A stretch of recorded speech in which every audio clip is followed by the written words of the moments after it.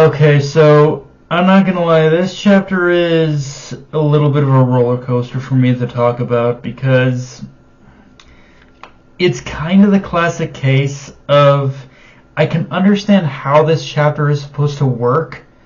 I'm just not sure if it was executed with in all the right ways. Like, I just getting right into it. We get the revelation that Kira is not only a traitor and responsible for orchestrating the current and past circumstances with Crow, but that he's also played a part in helping to create a good majority of the villainous encounters in the series thus far.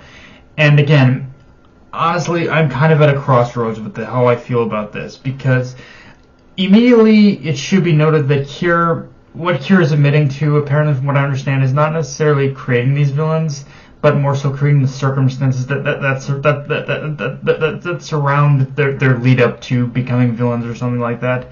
And that part I kind of like, because as he admits to, it's to maintain what he believes to be balance. For the Interstellar Union Army to exist, the looming darkness of villainy must always be thriving. And I do like this just for the discussion of just how the pursuit of peace and fight against criminality and evil can not only turn you into the very thing you're fighting, but also just how hollow those supposed victories can seem when the thing you're fighting against might not entirely be a wholly just cause. Now, don't get it twisted, Draken Joe was and still is an evil bastard, and I'm sure Nero has racked up a few bodies as well, but to hear that it wasn't all played straight, I like how it can kind of twist that perception. Of course, that also segues perfectly into where I start to have issues with this reveal, because, well, I can fully believe that Kira is dead in Crow's main body and that he's orchestrated everything that's set wholly on her path of vengeance. Hell, I can even believe that he said that he's responsible for making Elsie and Knox into criminals, but it's when you throw Draken Joe and Nero into that mix that I start to question things a bit, and it's not necessarily a thing where I feel the revelation devalues them as characters, but more so just the bare bones plausibility of it.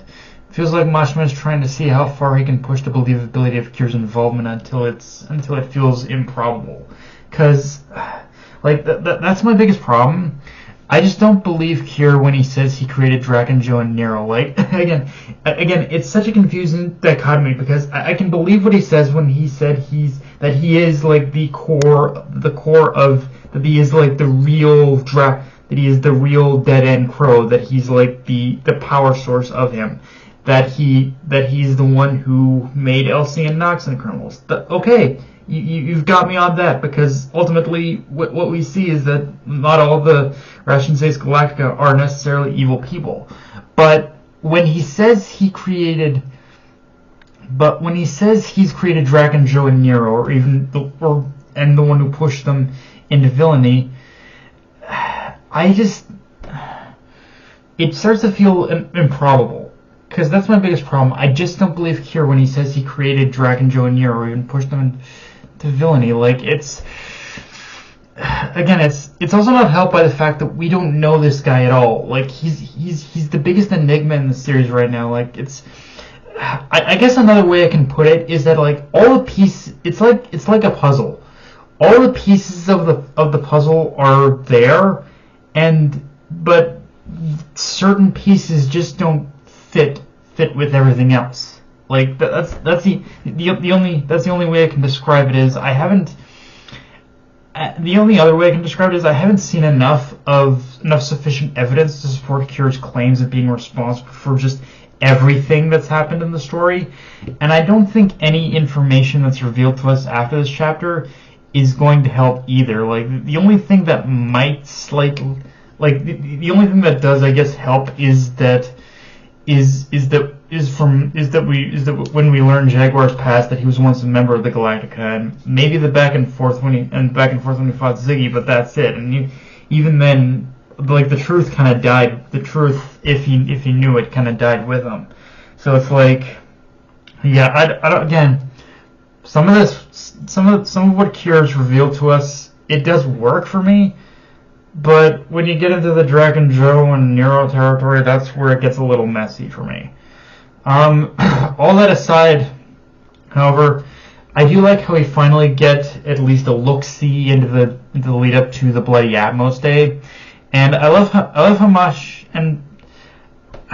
Mashima showed how it all happened within the blink of an eye. Like, Planet Swan was just living a normal and peaceful life, and yet in a single moment that peace turned on its head. The planet became a fiery hellscape of destruction, death, and misery. And the way Kira tells it all of it being done to preserve a balance of dark and light, for villainy and heroism to thrive, for heroes to come, for the Interstellar Union Army to come in and become the shining beacon of peace that lights the way. It truly is one of those things where, for whatever problems I have in the execution of this reveal, I gotta give Mashima credit. I like that he's really leaning the idea that heroism is just absolutely dead in this series. Like, it does not exist in this world. It's only the people who have the power that create heroism in itself, and this idealized version of what heroism is supposed to look like. Again, it's an idea. The idea in itself is amazing, and truthfully, it does work within the confines of looking at how the cosmic government and the Russian Interstellar have operated at this point. It's just, again, I'm having a difficult time believing Kira was the mastermind behind it all. Again, going back to my puzzle analogy, all the pieces are there, but not all of them entirely fit. Like, I can't describe it, but it just doesn't.